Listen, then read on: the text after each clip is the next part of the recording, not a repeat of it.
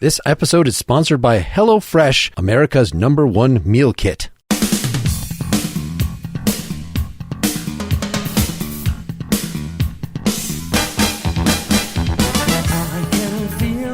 You're listening to Nakedly Examined Music, a podcast about songs and songwriters. My name is Mark Linsenmeyer.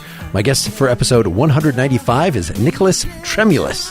He's released 10 solo albums plus a few collaborations since 1982. You're right now hearing Heartbeat Getting Stronger from his self-titled debut album from 1985. We're going to be talking about his most recent album, Rarified World, from 2021 by Nicholas Tremulis and the Prodigals. The song is Amanda and the God's Honest Truth. That we'll look back to his 2008 album, Little Big Songs, for the song called Buffalo Man. Then all the way back to his 1986 album, More Than Truth. The song is called River of Love. We'll conclude by listening to a 2010 single, Superhuman Love, by the Nicholas Tremulis Orchestra. It also showed up on a 2013 album, For the Baby Doll. For more information, you can look up Nicholas on SoundCloud or Facebook. For more about this podcast, see nakedlyexaminedmusic.com. Make sure you're subscribed directly to the Nakedly Examined Music podcast feed. And while you're subscribing to that, please leave a nice rating and review. Finally, if you want to support my efforts, you can go to patreon.com/nakedlyexaminedmusic and sign up for my ad-free feed, which also gets you my detailed song breakdown episode notes. So I will play a little bit of something I remembered from my youth that has a style that we're not otherwise going to talk about. Heartbeat Getting Stronger from your first album, 1985. Insane. I was playing for somebody else a clip of one of those first two albums and then some of your more recent stuff and just could not believe that it was the same person. Was it just the major label influence? Because the 1982 single you shared with me does not have that super 80s thing going. No, that single is a reflection of what I wanted life to be. Okay. This amalgam of music that no A chord is better than another A chord, like my A chord's better than yours. But it was just that I was kind of into what was called at the time punk jazz, if that makes any sense. Coming out of bands like Defunct and Ronald Shannon Jackson Decoding Society and James Chance and people like that, it just made sense to me, given the fact that I grew up in a jazz household, but played rock music, that it could all be mixed together. So the jump between that and then your first full album is not because of label influence or because it was the 80s or something. That's just the sound that you had, and you had more money for the first album. Is that? I think it did influence that because it was a very hard style of music, because I wanted success. And when you're young, whether you know you're being swayed or not, you're getting pulled towards success. And there was a huge market of 12-inch records coming out that were great. The early dance music that was coming out of New York City and stuff like that. And I was very enthralled by it and stuff. So I started making more R&B oriented songs, is the best way to put it. I think wanting to be successful was really important to me when I was young, and wanting to be on a major label, because there was no indie scene at the time, really. Mm-hmm. So you kind of wind up getting swayed whether you know you are or not. I certainly thought that the gatekeepers knew more about the music biz than I did, and I wanted to be in the music business. So yeah, I was swayed, not as a decision, but it just happens sometimes, I'm very familiar with the choose among your many influences for the thing that you think that audience, that time period needs. It's not a matter of I'm selling out, I'm doing something fundamentally inauthentic. It's just narrow the focus. I was certainly trying to get swayed. We were slowly but surely becoming a really popular band in Chicago at the time. When did that start?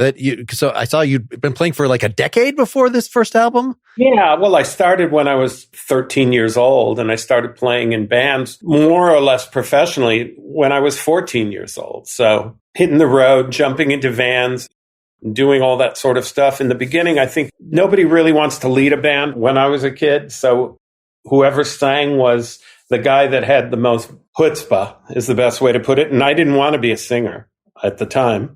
I wanted to be a lead guitar player because all my heroes were lead guitar players. I think that desire was that until I just couldn't stand being in bands where people sang like shit so often.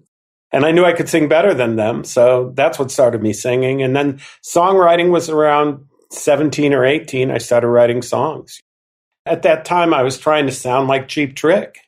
I saw him when I was 15 years old in a bar with my fake IDs and went, this is amazing. Just you wanted to be part of that scene, and the sort of glamorous allure of what being a rock musician was, I think. Having sex with lots of women, all those little trappings that somebody who's going through puberty is very attracted to. Mm-hmm.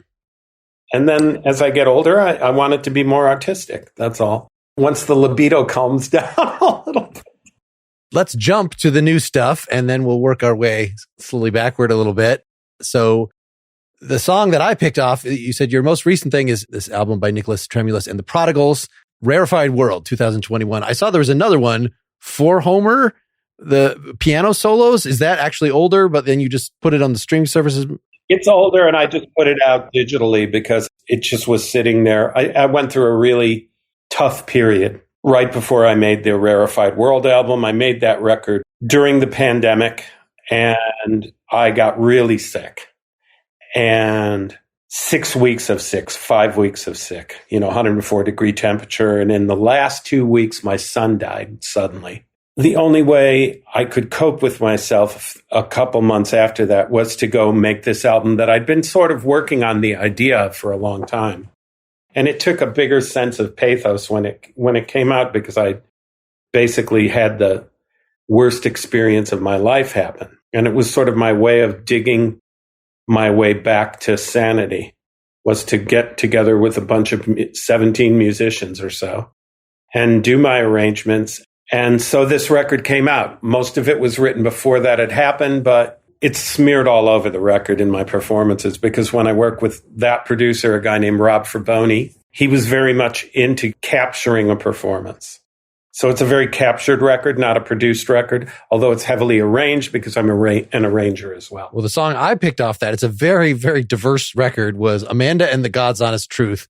I'll be up front. It's because of the bridge. It takes so many twists and turns. It's very ranged in the bridge. Folks will hear that when it happens. I'll tell you what that bridge is about, and it was always my idea. I write songs very visually, and that bridge was supposed to be this little modern ballet moment, and I mapped it all out, what I wanted the movements to be and the dance and everything else.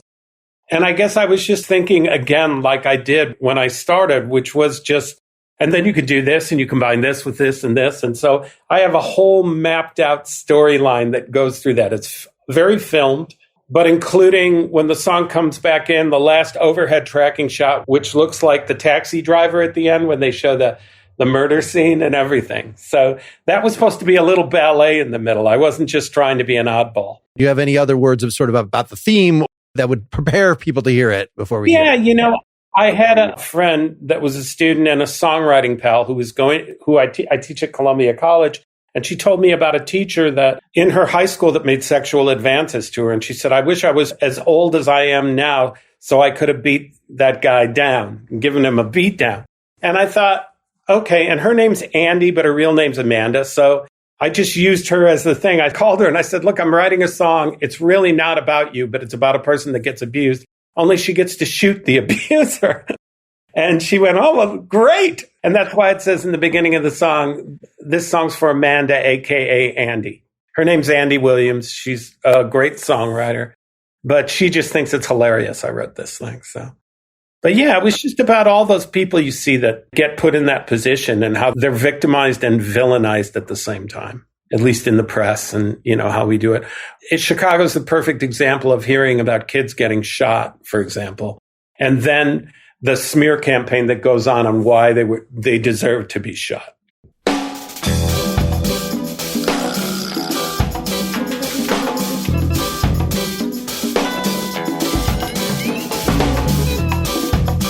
This is the story of Amanda, a.k.a. Andy.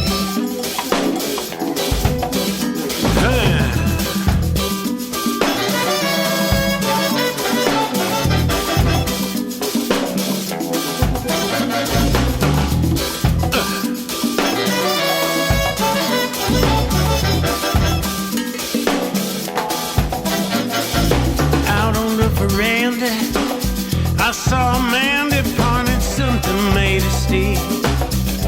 It looked vaguely like a weapon, some sinister possession you would read about in books by lonely men who acted out their vengeance with a pen. But not Amanda.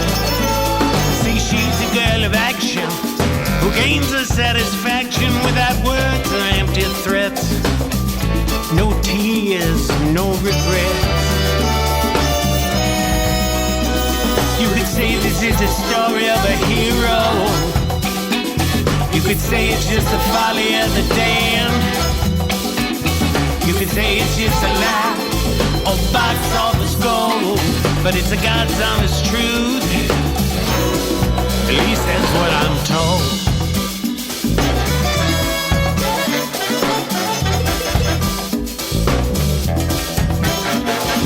Down in Garfield Park in a high-rise after dark, you can feel his anger growing. The footsteps getting louder like a beeping of a radar, and her eyes are shutting tighter. Is it fear inside the knowing that keeps the ill wind blowing? The roar of indecision, the beatings and the bruises, the weakness and the shame of it, the countless sad excuses. Was it Jesus or the devil's hand that kept her in the hide? Was it promises that night she found a fully loaded 45 on Independence Drive? You could say this is the story of a hero. You could say it's just the folly of the damned. You could say it's just a lie, a box office gold, but it's a God's honest truth. At least that's what I'm told.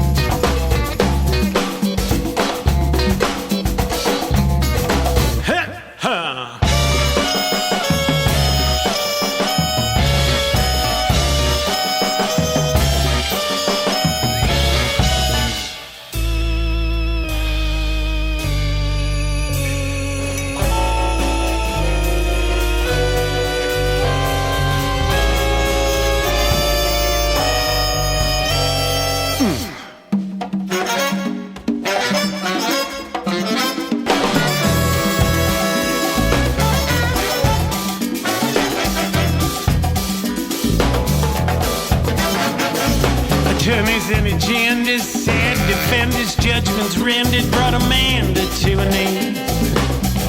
Sometimes justice is appalling. The solicitors keep stalling, wishing they could make Amanda disappear and float off like an ember on the air. You could say this is the story of a hero. You could say it's just the folly of the damned. You could say it's just a lie or box office gold, but it's a God's honest truth. At least that's what I'm told.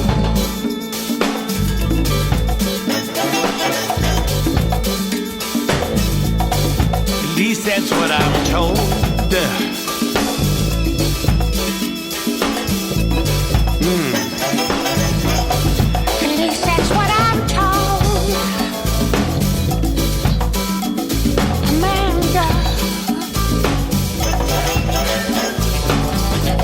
That's what I'm told, babe.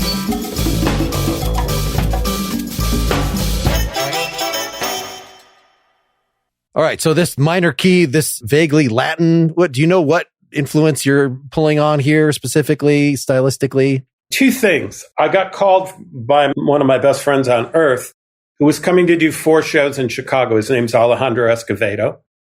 And he said, why don't we do the first John Prine record, which I hadn't heard in a million years.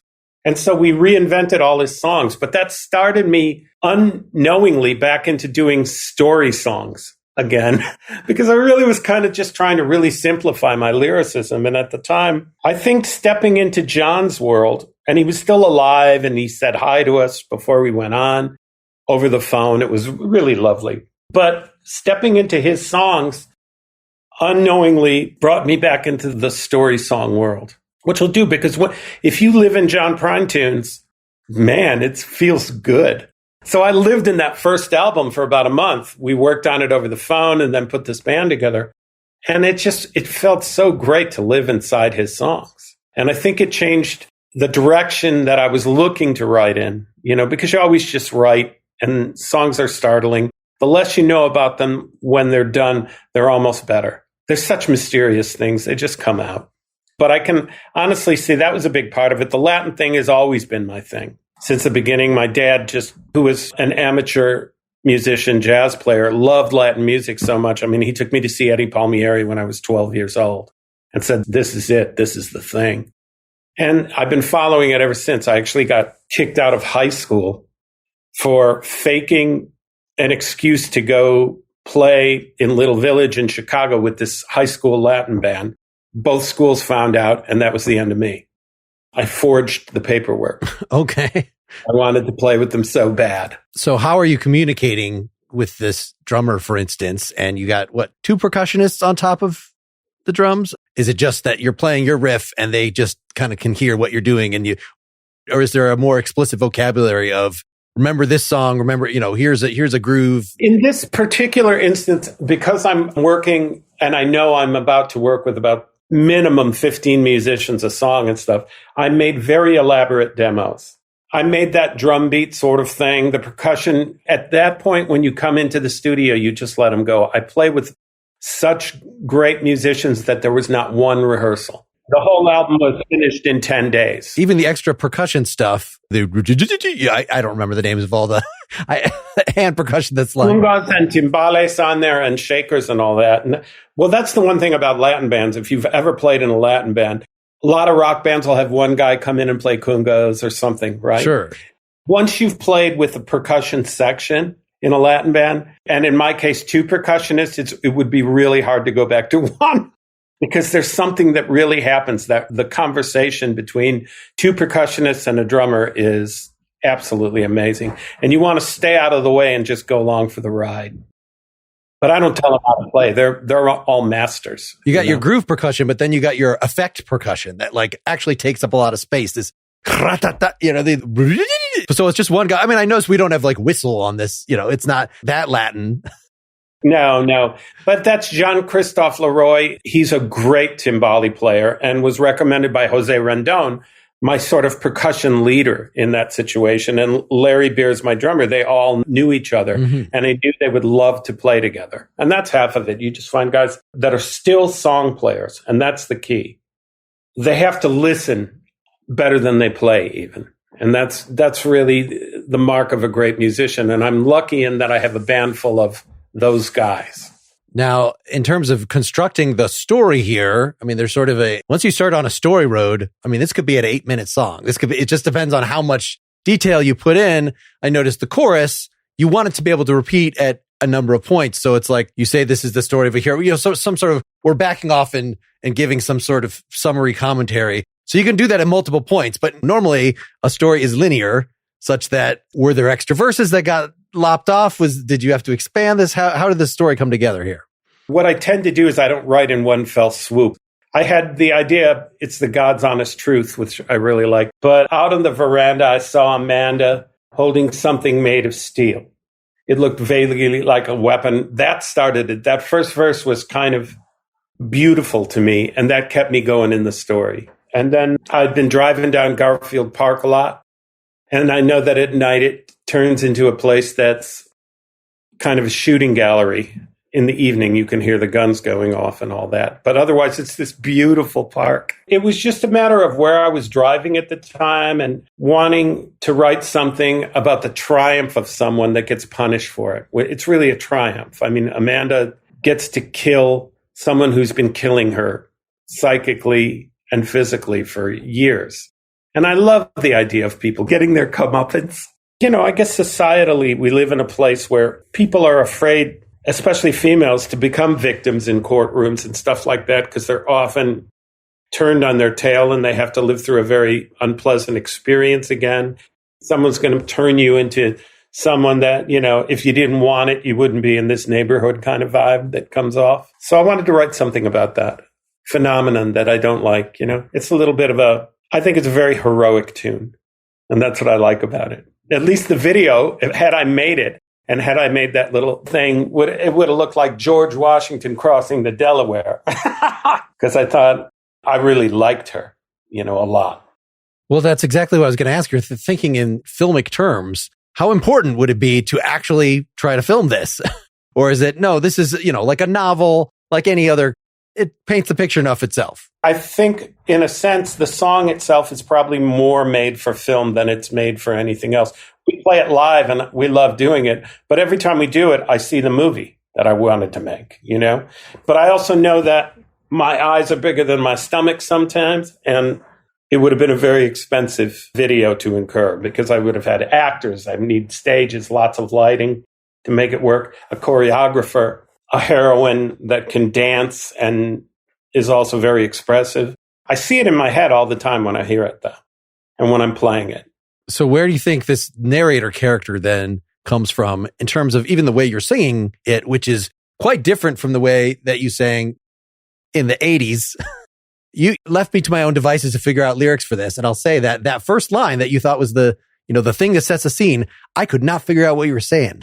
So out on the veranda. Yeah, I saw a man pointing something made of steel, Yeah. So do you have any idea of sort of how this is developed or what you're channeling or what your influence is in terms of, this sort of sounds like, like Bob Dylan's The Hurricane, we're going to tell a story. I see what you're saying that way, but I'm thinking of all, I went through my Harry Smith period where I was listening to all those, John Hardy was a desperate man, and I loved those songs. Uh-huh.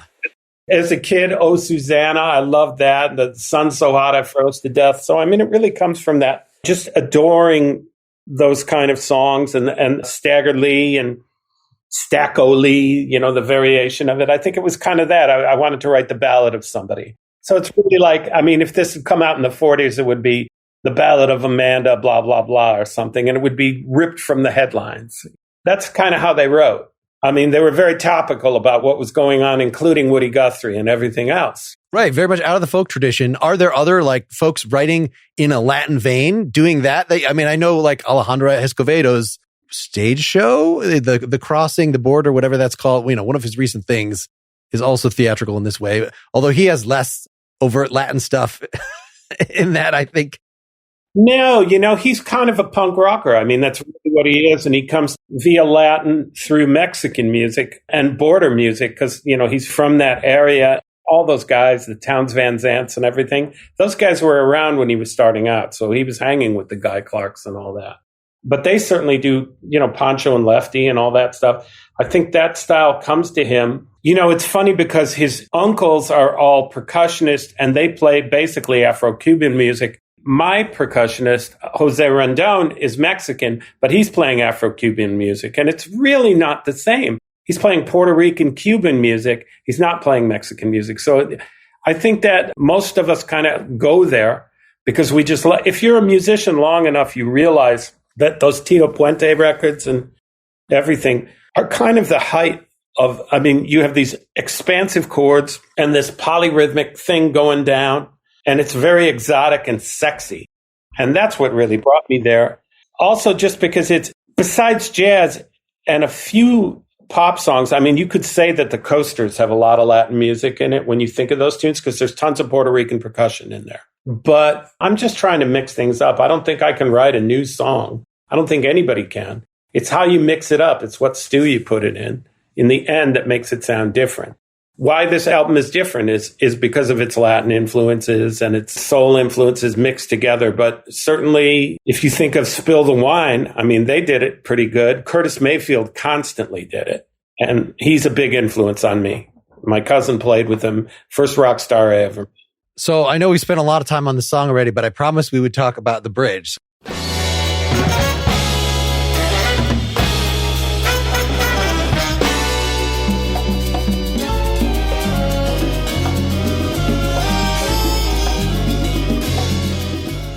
Those chords are right out of, Pat Metheny sort of jazz or whatever, those really thick chords answered by the horn things. Yeah. We're starting to go on a journey here. Any comments about that little chunk in particular? Well, yeah. At that point, what happens is the camera pans up over her and she starts to spin as those chords start to spin around her. Then the next section, which goes boom, boom, boom, boom, is these dancers that come and find the gun on the street that she finds. And they hand it to her. The second half of that, which is this sort of insane atonal thing, is her spinning with the guns in her hands. Yes, then that's the classic spinning. Whoa. Then it goes ba ba, and it's this walking up the stairs situation that happens later in that I saw her just walking up the stairs.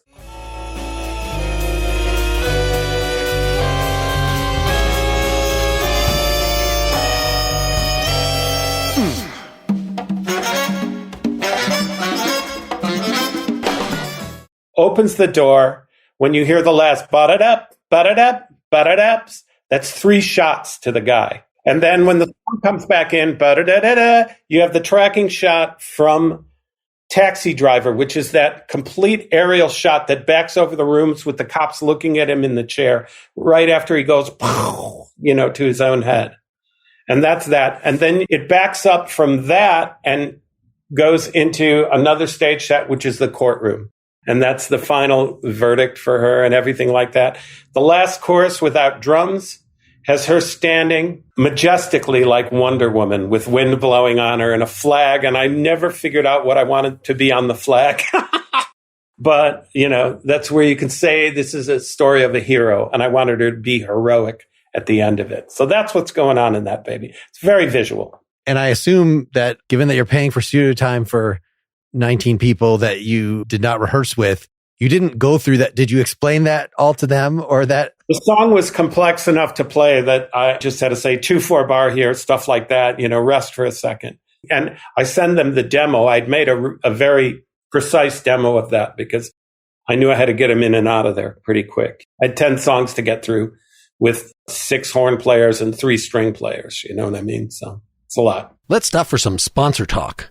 I have 2 quick stories for you. First, last Mother's Day, I wanted to make a home-cooked meal for my wife. I found a veggie paella recipe online. I went to the grocery store specifically to get ingredients for this. They didn't have quite everything. I had to substitute one kind of chili for another kind of chili, or there was a kind of paprika that I wasn't sure if what I was buying was actually what they were asking for. Anyway, I'm in the grocery store for really quite a long time for what's going to be one meal. I get the stuff home, and the recipe is a little ambiguous. I'm not sure if I'm following it quite right. I end up screwing up something about exactly what stage to cook the rice in. At what point I'm trying to follow the recipe on my phone and it says, hey, you've been looking at this too long. Tries to put a paywall in front of me, so I have to go get it off my computer and print it out. Overall, it came out okay, and I have leftovers that I don't really want. Second story, I received a box from HelloFresh that includes 3 chef-selected recipes. I have chosen the veggie category. I have told them, don't give me something that's super mushroom-based,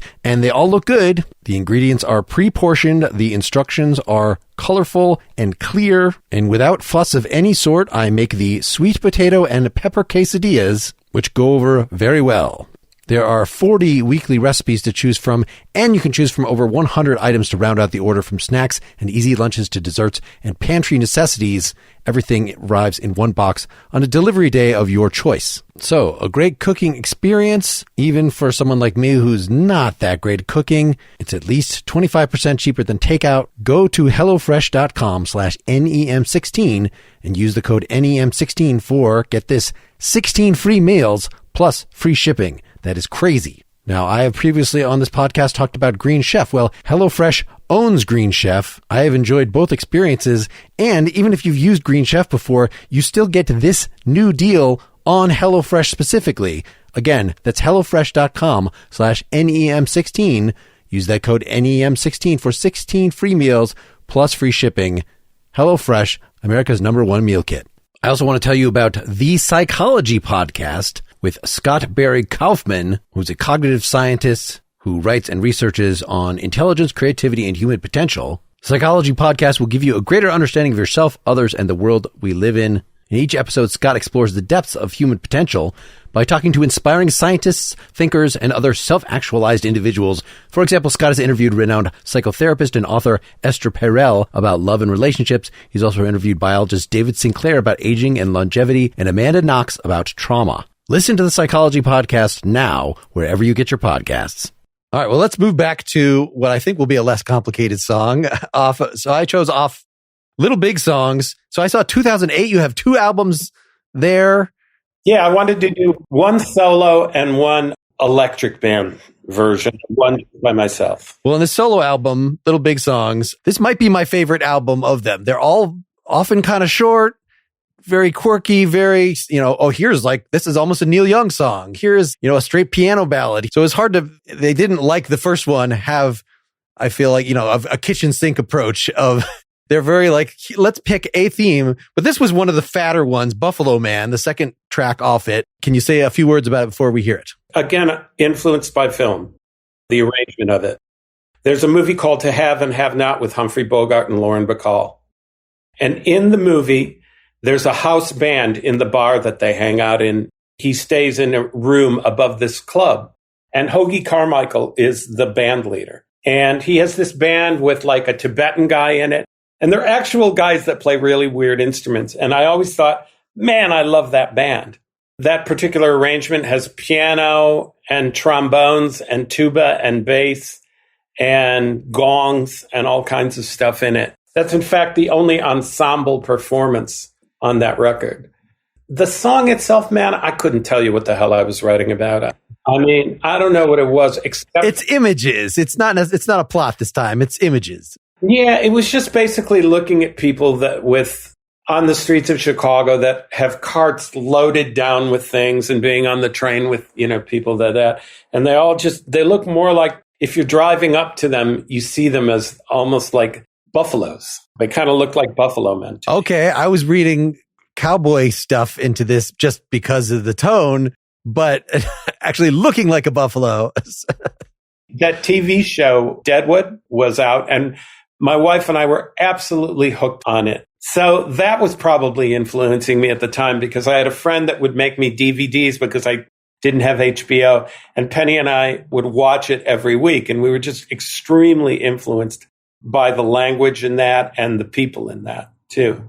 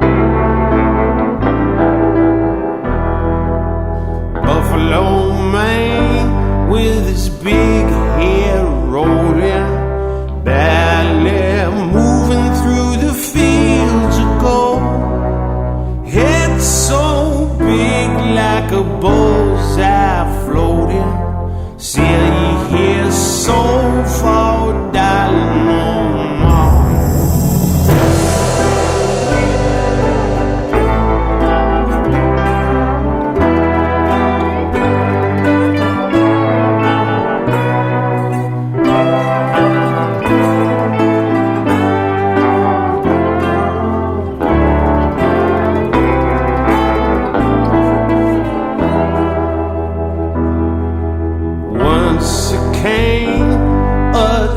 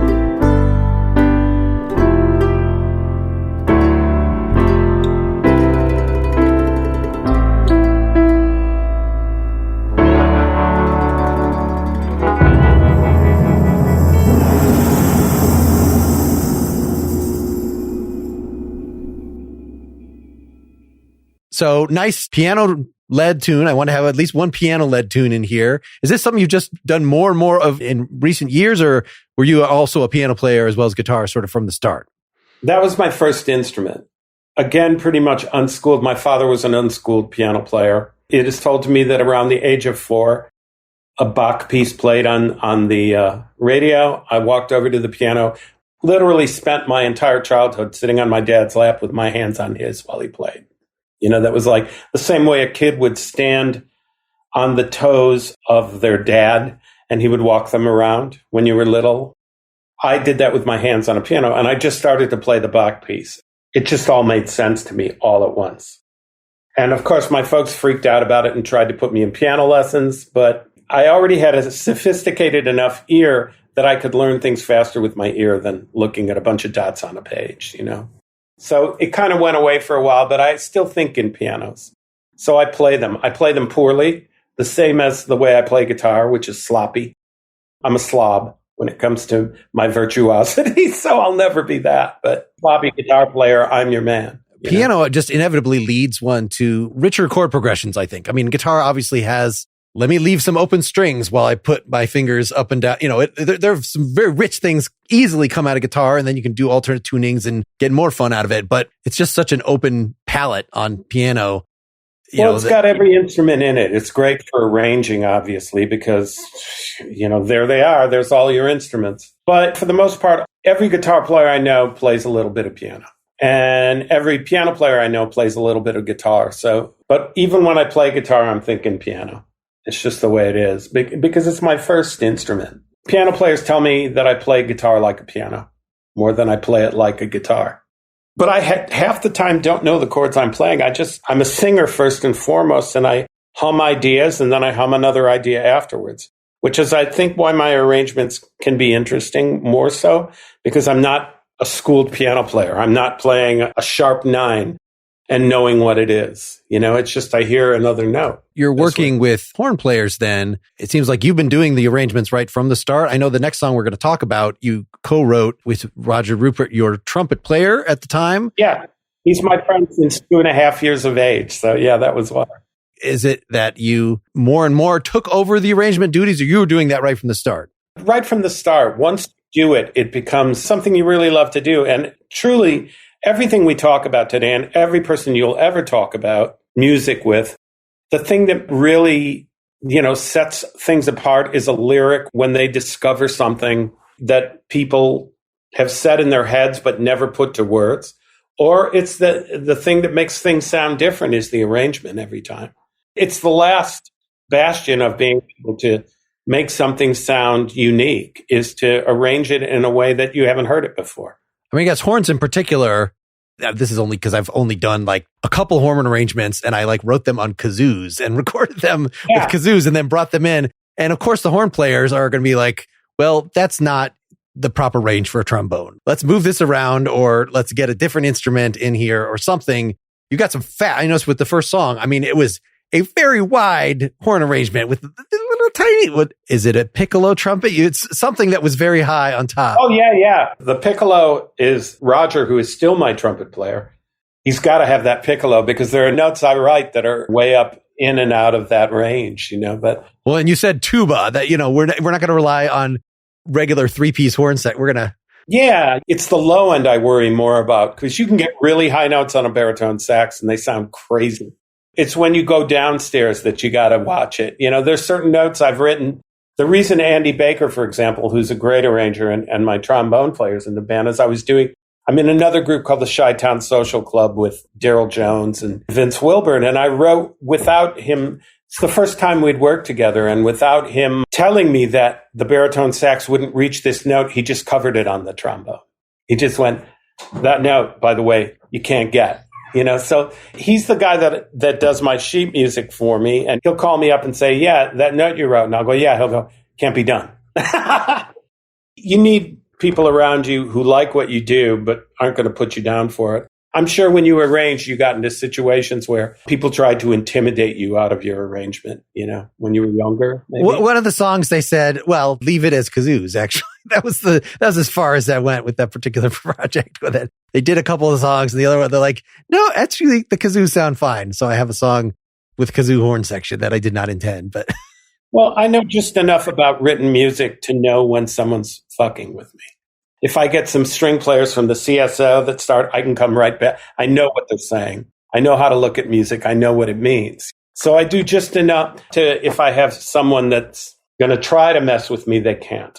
In this song specifically, I mean, the horns are just like, it could have been a keyboard. They're just thickening. They're not like the first song where it was just horn blasts and the things that horns do specifically.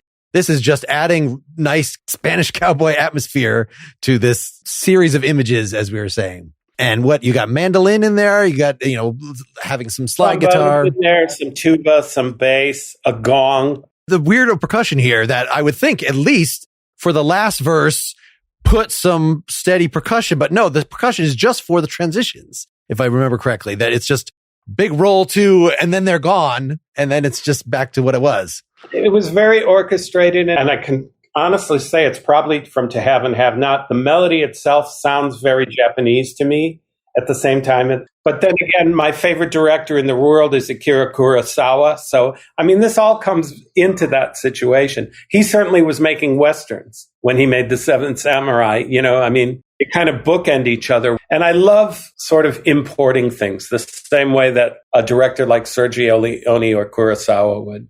Themes that are not natural to their own upbringing. And I love doing that with my music as well.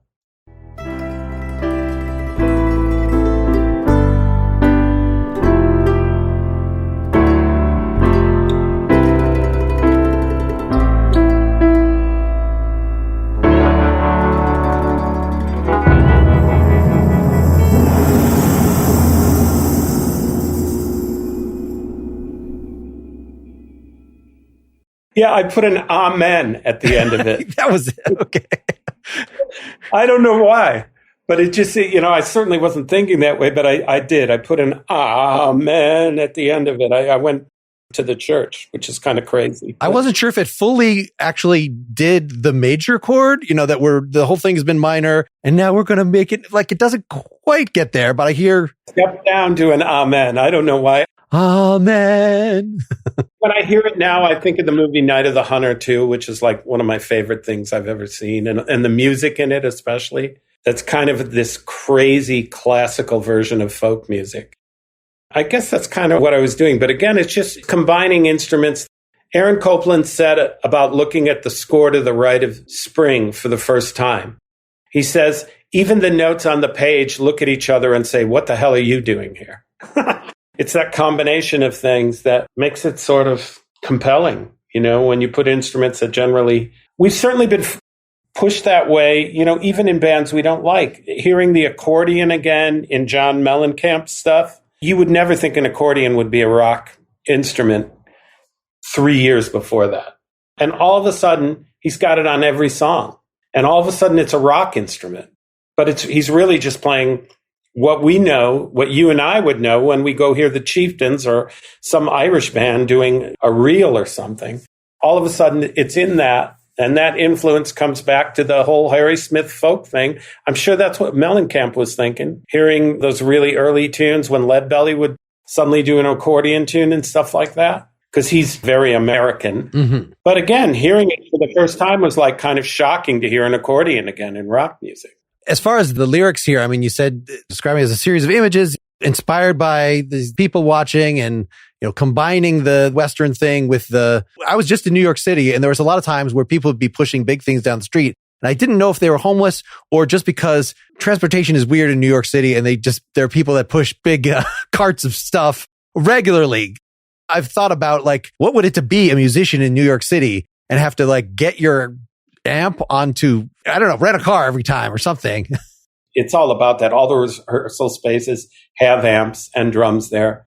And I think the big clue is Questlove, when Ludwig asked him to make a kit for him, he made a kit that would fit in the trunk of a taxi. He's got a commuter version of a drum set. In any case, you've got these observations, but then it seems like with this last verse, you feel like it has to do something. Even if I'm not describing the person getting shot or something, it's tourniquet roll, gonna cut them down, run, something like they're liable to end up in 6 feet under or something like some sort of Western end. Do you know what you were doing with the last verse here? I wasn't even sure. Again, with lost in a winter of a world so wide, I wasn't sure what you were saying throughout that.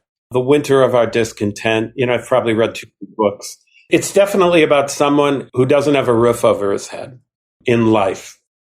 Just like in life, for all of us, all you got to do is walk down the wrong street one day and everything changes. You can step off the curb and that's the end of you. I mean, we're all going to wind up in the same place or, unless it's apartment buildings. And I think that that's just when you live that way, you know that there's going to be that one moment that's going to change your life forever for the worst, I guess is the best way to put it, or for the end of your life. And that's kind of what it was about. I think about that shit a lot, I guess, because it keeps winding up in my songs. Well, and I like this connection between living as a homeless person in a basically, right, if we have a real society, someone would move in and help you. It wouldn't be in that situation. So it is lawless in the same way that Deadwood, that these cowboy towns are, even though maybe 80% of the people are living in civilization, but no. We kind of live in that same environment that, that Deadwood's about in a strange way. We live in a lawless society because we don't follow the rules, especially now more than ever. I think we're just all lawbreakers. We're all crooks in our own way, the way we listen to music. And the world is crooked and it's designed by people that are making money off what we do. So I don't think that much has changed about America. The facade of freedom, all freedoms eventually get corrupted. And they were corrupt in those days. They're still corrupt. I live in Chicago. I'm like, an aficionado of corruption. Mm-hmm. And I loved it when it was something I could participate in earlier Chicago. When I'd get pulled in by a cop car and they'd have me to sit in the back and one cop would say to the other, geez, I'm kind of hungry. And the other one would say, yeah, I'd love to eat pizza. And I would say, gee, officer, what's a pizza cost these days? And they'd say, about $30. And I'd hand them $30 and I'd walk away. I love participating in Chicago corruption. It's just harder and harder to do it now. And for all the right reasons. But I miss it. I miss that relationship, if that makes sense. Well, let's move back to a simpler time, the 80s. You had pointed me at River of Love, perhaps the biggest single. At least I was in the Chicago area. I would have been 15 at this point. And WXRT, I know, was one of the radio stations that I listened to. If I hadn't gotten too snobby for radio yet, quite at that point. But yes, River of Love from More Than Truth, 1986. Yeah, give us your intro to that. Well, it's an interesting album because basically the reason the record sold so well was not because of that song, which is really kind of strange. Although in Chicago, that was the hit. More Than the Truth got picked up by BET, and BET sold that record for me, which is a lovely thing. But River of Love was big. It's the only guitar solo on the album, and it's Bonnie Raitt playing it. And she asked me, this was right before, the year after that, she won that multiple Grammy album and all. But she asked me, I'd love to sing on this. Can I sing in this too? And I said, no, I've got enough singers. There is room for the singers jam for the last whole minute of the song. It seems like there's... Yeah. So I was like, no, I really don't need an extra singer, Bonnie, but why don't you play the slide guitar on it? And she's the lead guitarist on that album, which is hilarious to me.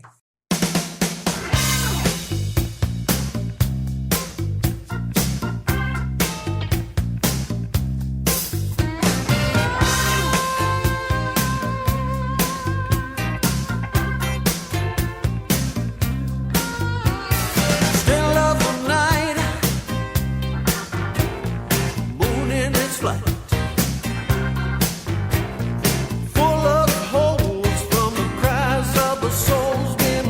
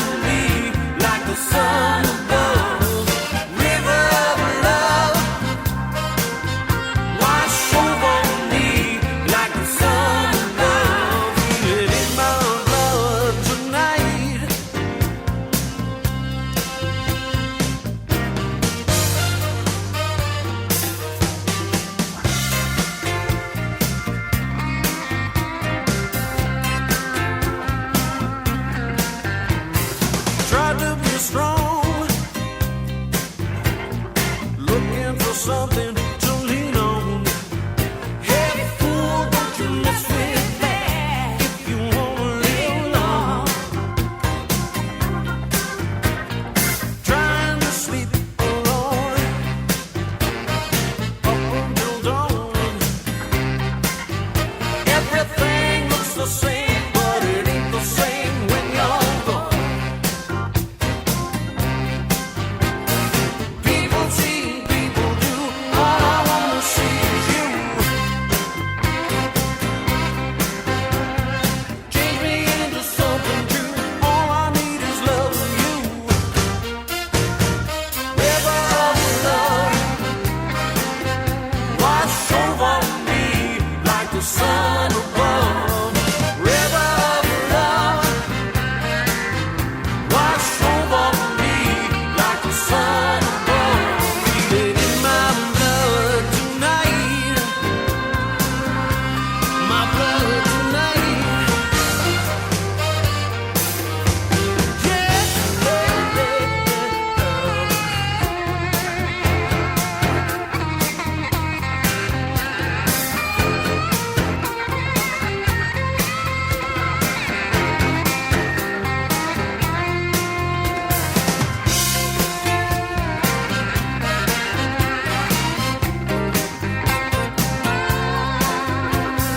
Moon in its flight, looking back at me tonight. Looks so cold while it rolls through the sky like a burning light. Heart full of holes and love untold. Hey, man on the moon, here's a tune gonna rock your soul. People see and people do. All I wanna see is you. Change me into something true. All I need is loving you. River of love, wash over me like the sun above. River of love, wash over me like the sun above. Feel it in my blood tonight, my river of love.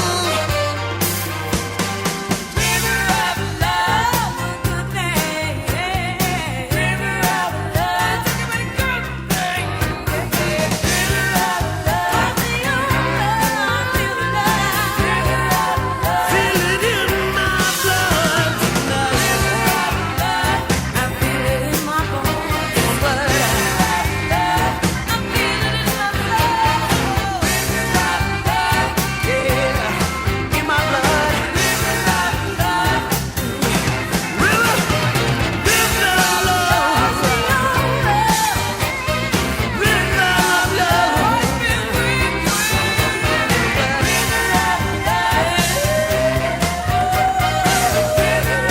love,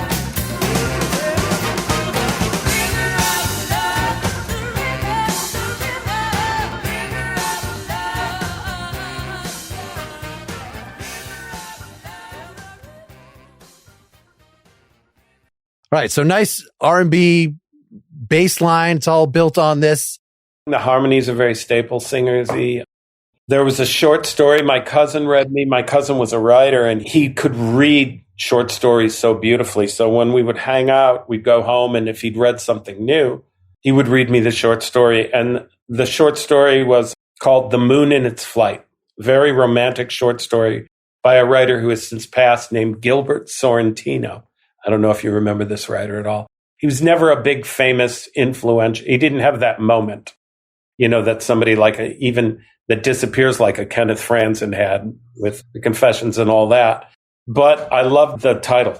So, Still of the Night, Moon in Its Flight. It's the first line of the song. I stole that from him. Mm-hmm. Then, it really is kind of like a staple singer idea of what a song is. It kind of moves like Sir Mac Rice would write. Respect Yourself or something like that. But that whole groove, that thing really smells like a staple singer tune to me, in a way. So, for instance, the plethora of vocal jamming at the end, how coordinated was that? Was it, you were overdubbing each person one at a time because that's how you do on a big label thing? That style of recording in the 80s, definitely that for sure. But it was definitely Mavis. Hey, man on the moon. It was written with Mavis Staples in mind. Those harmonies. And of course, the girls at the time that I have, who I still have, Sean Christopher was Chaka Khan's vocal. She was the head of her backup vocals. And Yvonne Gage was in there. And who else was in there? Shay Jones. Both Yvonne and Shay had just come out of singing with Ministry, believe it or not, even though they were total soul singers from the church. And so, yeah, it was real easy to explain to them, look, this is like a Mavis thing. And they went, they knew exactly where to go. I didn't have to tell them. And then with the horn arrangements for this one, so again, this is co-written with Roger. Does that mean that he kind of took the horn arrangements, or you still were? That means he knew how to write horn arrangements. And he was my best friend since 2.5 years of age. So we just became a partner of that. When I'd gone under my own name, I wanted horns because I thought in horns. And I just said, you want to do this with me? And that's how we started. Roger was by no means a jazz player at that time that much. He had played in more orchestration sort of stuff. But looking at a piece of sheet music to him was like looking at the newspaper.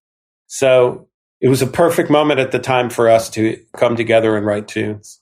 And so was he participating more in the arrangement or actually coming up with the tune from scratch? This was a two-person operation. No, I come up with it from scratch, and it's more with the arrangement and stuff like that. But sometimes the arrangement, he'd say, why don't you go here instead? So we'd steer the thing around once we got to the arrangement. The arrangement for me is always the thing that takes the song the next way into something.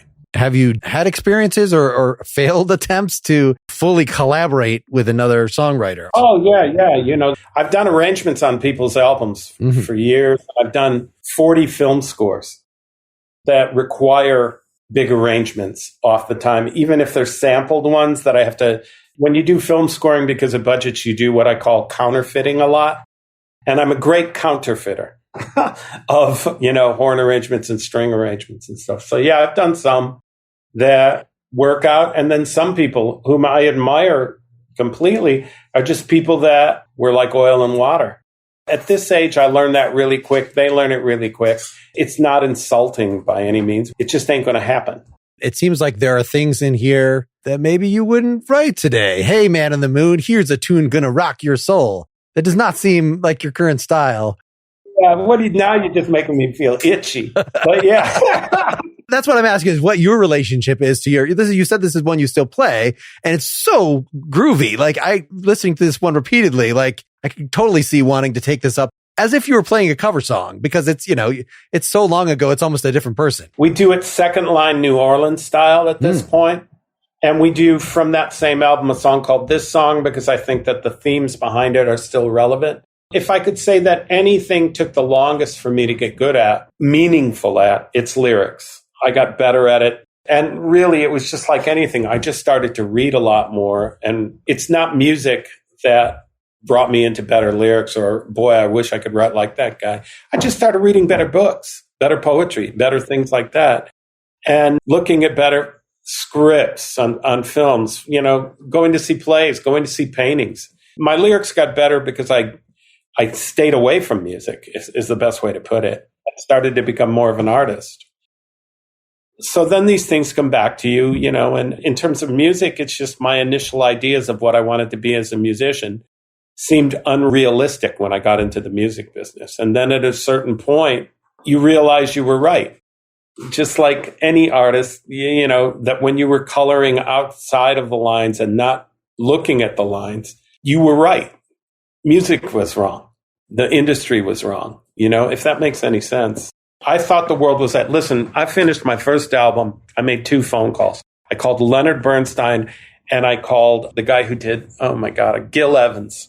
I thought that's what getting a record contract was, that you called these guys and that now they wanted to work with you. That's not the case. There's always 100 different ways I could have started that would have probably been a better idea. I probably should have called Kenny Gamble and Leon Huff and said, I want to make a big ass soul record. And at my age, you just want to leave something that makes sense to you, And right now, what makes sense to me is big, beautiful records. And also because I miss big, beautiful records. Isaac Hayes is one of my heroes. I listen to Going in Circles once a week because it's the most gorgeous thing I've ever heard. And he totally rewrites the original song and it's fantastic. And I lament the fact that people don't make records like this that much anymore because they can't afford to unless they've had hits and stuff. But there were huge jazz records, the Ellington stuff, all these records that people would do with large orchestrations and huge orchestrations, Donny Hathaway's records and stuff, and Curtis Mayfield's records. I love those records. You can't make them in a home studio. First off, I love capturing performances. And second off, I love beautiful arranging. Well, and that seems like you hit on a recipe for doing something that's actually affordable, that we're going to arrange the hell out of it, get amazing people so you don't have to rehearse.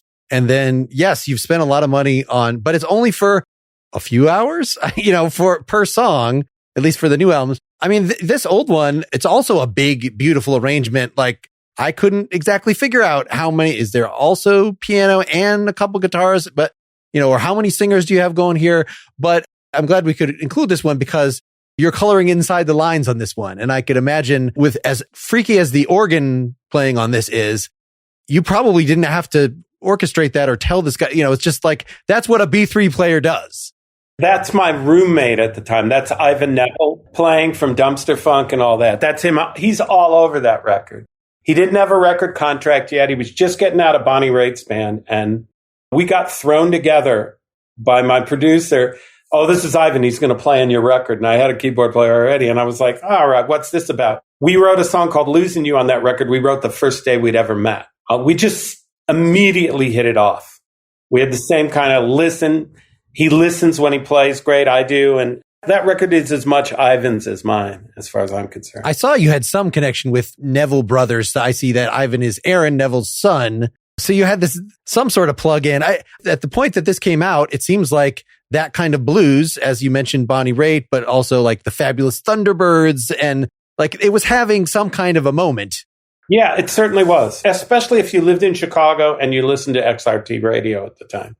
Because for one thing, Bonnie was the poster child of that radio station to the point where, man, how many Bonnie Raitt tunes are they going to play today? She was sort of the poster child of FM radio when it was FM radio still. So yeah, people like that. Sugar Blues on that record. Maceo Parker's on that record because I'm a big James Brown guy. And he's the sax player on that record as well. So I'm confused then, given how successful this seems to have been, why there is not a 1989 album or something. Why then you sort of took a break and had a completely different sound in the early 90s. And then I got your eventual album, Bloody Show, which has a screed in the beginning, in the liner notes about how major labels are not daring enough. So you like went indie and went much more in sort of the Alejandro or the Shed the Horn section, or again, that's the 90s. But there's a certain point when you're working for, and because I'm so loyal, that you're writing constantly for your band, which at the time was 13 pieces as well. I mean, we had big backup, so it had to have backup, had to have horn, everything. And I just looked at what I was doing and realized I wasn't writing anymore. I was arranging more than I was writing to try to make everybody have something to do, not even for the song. And also people weren't showing it up as much for rehearsals because it was sort of the tail end of being the cash cow for a lot of people. And I just called a rehearsal one day, 2 days in advance, and everybody that showed up was in the next band. That's how I looked at it.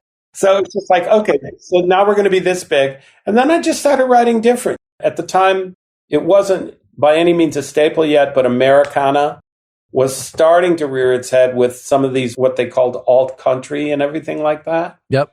That was a big discovery for me as a person from the North, because I thought every time I heard a country tune, somebody was hanging a black guy. You know what I mean? I was a real Northern guy, and I didn't like country music because I thought it was square and I thought it was racist because I believed what I read. At any rate, you start to realize these are some of the best songs you've ever heard. And as Charlie Parker said to his band that was like, why do we always have to listen to country music stations when we're driving to a gig? He goes, because those guys know how to tell stories and you don't, which I think is great. So then I got back into that. And just, when you find out that the most unpredictable singer you're ever going to hear is George Jones, kind of changes your life. It was like a new discovery. And for me, making records and why they're always different is something has to affect me and feel exotic for me to get excited about music again. And that did. I had to go and live in Austin for 6 years before I learned that same lesson that we should mention to the audience. I never have somebody else on from Northbrook, that we're the same hometown, the same suburb of Chicago. But yes, I went to college in Ann Arbor. So that wasn't any different in terms of the landscape. But yes, the time in Texas, and now it seems that gospel has definitely reached the Midwest. There's so many all country bands or traditional musics of various sorts playing folk music and reels and whatever. I just did a record that was really kind of folk rock, and I was the lead guitar player, which I hadn't been in a while. And I also was the arranger. And the reason I did arrangements for this guy was he didn't realize how many people were making cowboy chord songs out there, what I call open chords. And I was just like, dude, something better happen here that makes this record different than that, because there's just a real onslaught of that singer-songwriter stuff out there. So you got to make it different. I just make things a little more different because, like I said, my A chord may be different than yours, but it's still an A chord.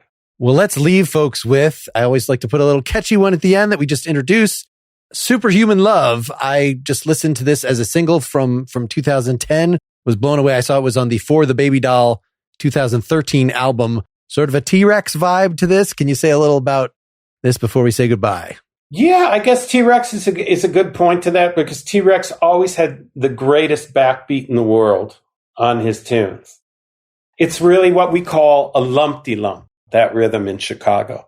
And I'll explain what that is by saying that as a kid, I used to take the train from Northbrook downtown to the L to play at Silvio's and Teresa's, which were these blues clubs. And I would bring my guitar and wait to go up on jam nights. And Mighty Joe Young was doing a jam night at Teresa's. And so finally, after 3 nights of buying guys drinks with my little fake IDs, he let me on stage at the end of the night.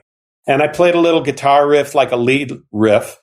He turned to me and he said, no, little brother, only lumpty lump. And I went, okay. And the bass player looked at me and he went, lumpty, lumpty, lumpty, lumpty, lumpty, lumpty. So that's what a lumpty lump is.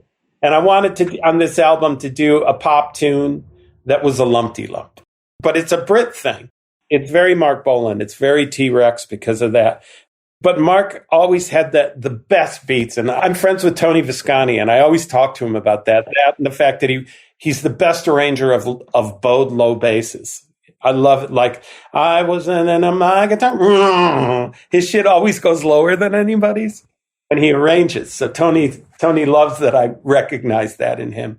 And the fact that the backbeat on those records is brilliant. Well, thanks so much for doing this. We should mention just a couple of the other things that you've done. I mean, you mentioned all the soundtrack stuff. I wasn't aware of that. Is there a place we can hear that somewhere? Well, you've got to kind of be in Chicago because I've done a lot of stuff for PBS. I'm also in a band called the Fauntleroys with Alejandro and Ivan Julian. Yes. So you were the third. That is why I heard of you, is because Ivan recommended you, and I heard that EP from when I had Alejandro on here several years ago. So that's great. And I saw you started with Cheap Trick, this interview about how much you loved. So I still love playing that. So we have a whole record out of Candy Gold, and we've been waiting for one person to springboard it. We've had it for like 4 years. It's a beautiful album. Rick Rizzo and I wrote all the songs from 11th Dream Day. He's a great songwriter. And for some reason, I can sit in a room with Rick and in 1 hour write a song. It's the only person on earth I can do that. Well, there you go. That's what I was asking, whether you actually, had been not just arranging with somebody else, but like actually had in the room chemistry to create something that was fundamentally different. Me and Alejandro and me and Ivan can whip off a song really quick. Me and Rick Rizzo, we both leave so surprised. Every time we start together, we finish. And it's always due to the fact that he has to go pick up his kids or I have to go do something. In that period of time, we will have a song done completely. And I don't know what it is about, certain people that I can write, that we can write fast and loose. All right. Well, I will try to link to some of these other projects from the blog post associated with this at nakedlyexaminedmusic.com. Here's Superhuman Love. Thank you, Nick. I hope a lot more people hear about you. in today's economy. This is the most thorough interview I've ever done in my life. And that's something. Why bother doing it otherwise? The rest of your ilk needs to hear that. I'm telling you, it's amazing. It's been a lot of fun.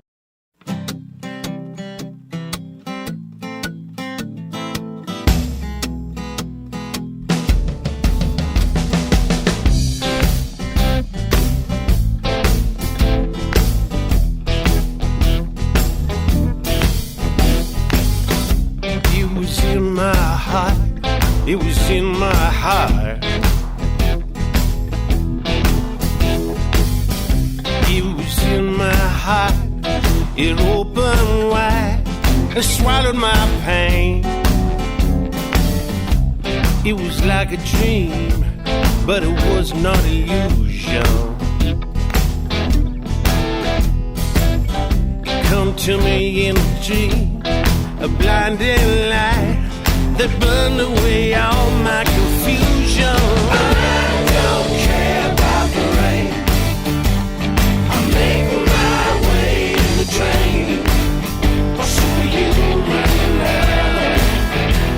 Gone are the ways. Gone are the ways I've known. Yeah. I never be alone. Superhuman love.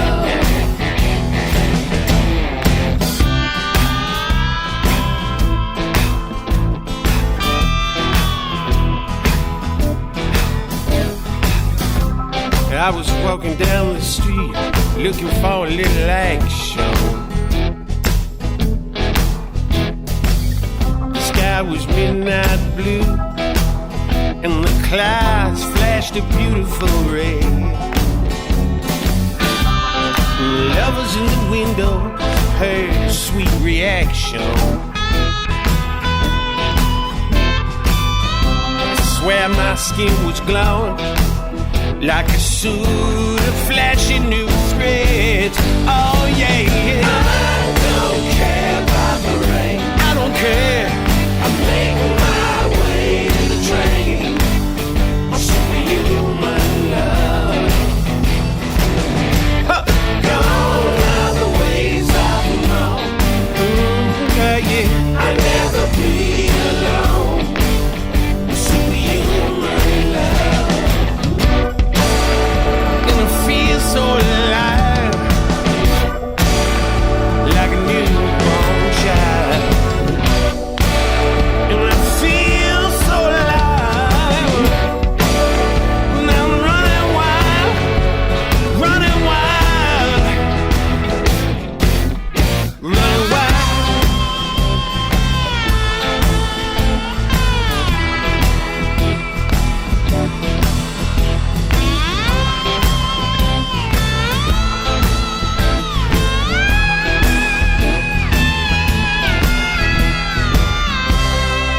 In my heart, yeah. It was in my heart. It opened wide and promised me everything, anything. I don't care about the rain. I'm making my way in the train. Make my way. Gone are the ways. Gone are the ways I've known. Oh yeah. I'll never be alone. Superhuman love. Huh. Don't care about the rain. I don't care.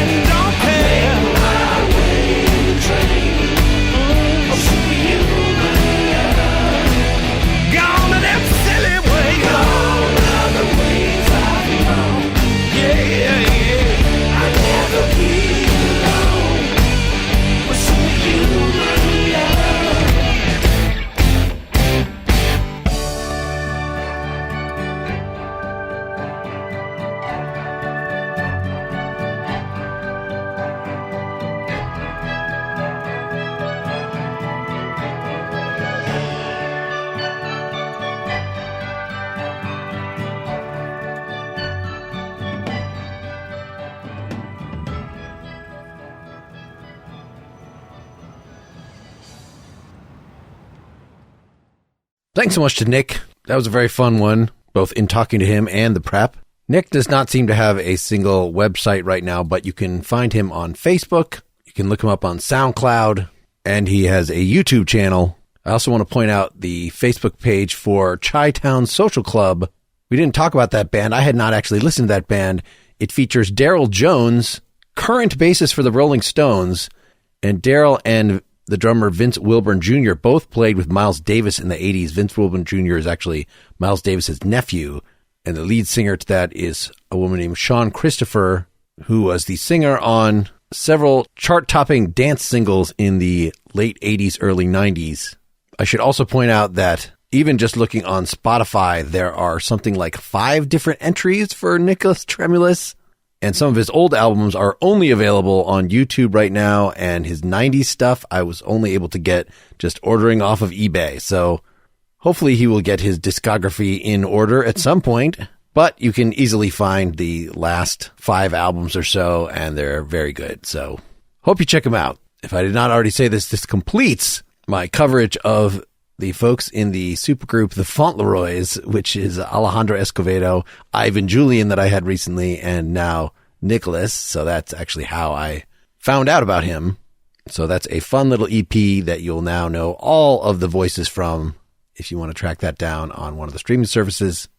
As you have likely noticed, the release for this podcast has become a little less reliably every 2 weeks than it has been previously, but we are getting more host-read ads that are supposed to come out on particular days. So as long as that happens, then I will go back to my regular schedule. I have, since we last talked, recorded 2 more very interesting interviews. The first with Michael Gira from Swans, which was an interview I was very excited to get because when I recorded with him in 2019, that is one of the only interviews that just got eaten by my computer. So I finally got to make that right. And then I just yesterday talked to Bonjo Noah of African Head Charge. I don't know if you've heard of this band. Bonjo is a world-renowned percussionist from Ghana. He played in reggae bands in the 70s, based in Britain, who works with a producer to create psychedelic Africana, starting in the early 80s up to now. It's very interesting stuff, very groovy. You can make sure that you get those interviews promptly by making sure you're subscribed directly to the Nakedly Examined Music podcast. The links to do that are through nakedlyexaminedmusic.com, or just look us up on the streaming service of your choice. Although if you listen on Spotify or YouTube, it's just part of the Partially Examined Live feed, our parent network. Although I gotta say, if you're listening on YouTube, don't do that. It's an objectively inferior experience. They insert all sorts of ads that I don't benefit from just for the cost of my having the files up there. But of course, the thing I would prefer is for you to go to patreon.com/nakedlyexaminedmusic. I want to say thanks to Georgie, a new supporter since last time I asked for supporters, plus Ethan, Christopher, Bernard, Mark, and David, my other current paid supporters there, as well as all the folks that have supported me in the past, and folks that support the Partially Examined Life, which indirectly funds this. But more than that, I hope you will support the artists that I feature on here. Go out to their shows. Go buy their records. I strongly recommend getting yourself set up on Bandcamp, so you're listening to those streams on your phone rather than Spotify or Apple that doesn't pay that much to the artists. And if you find yourself listening to an album more than once, throw them a few bucks. They'll really appreciate it, and you will have contributed to art continuing to happen in the world. I hope you're all doing well. Until next time, keep on musicking. This is Mark Linsenmeyer signing off.